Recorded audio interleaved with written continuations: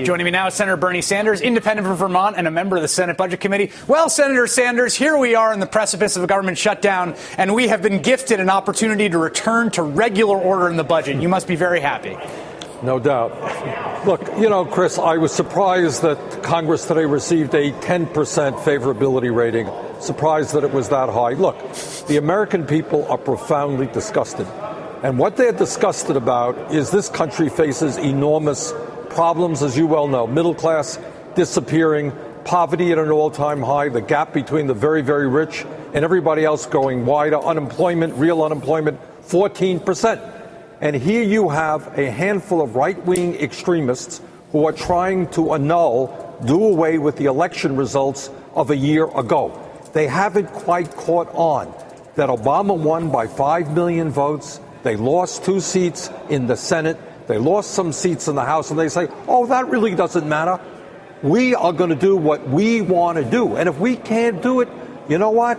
Tough luck to millions of Americans who need government services. Tough luck to 800,000 federal employees who are trying to support their families. That is an absolute outrage.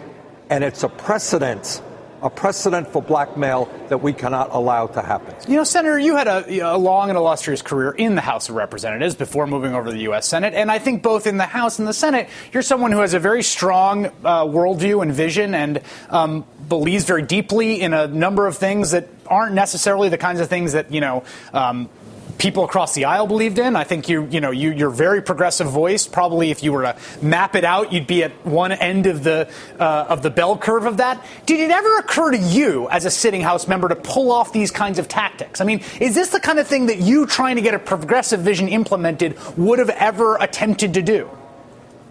No. I mean, look, I'm an advocate of a single-payer national health care system.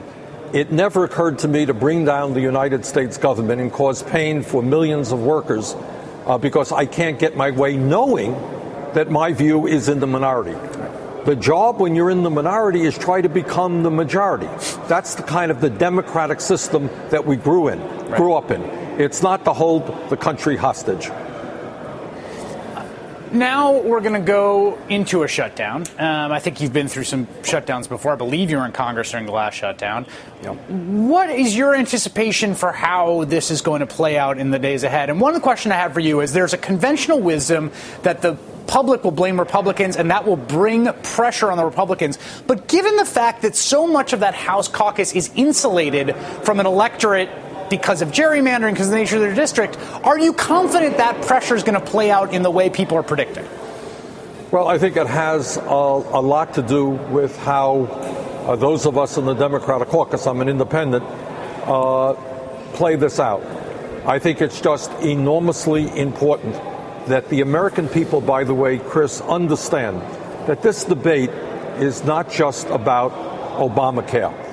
What this debate is about is the Koch brothers' dream of repealing virtually every major piece of legislation passed in the last 80 years. And if we can make the American people understand that it's not just Obamacare. Right. These guys want to abolish the minimum wage. They want to end Social Security. They want to do away with Medicare as we know it. This is an extreme right-wing agenda.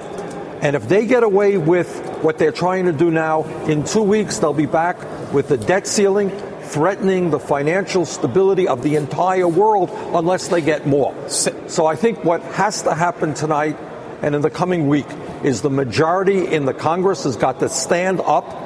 That is, the Senate, the president has got to be strong, and the American people have got to be strong and explain to a minority here in Washington they cannot dictate policy. Very important point from Senator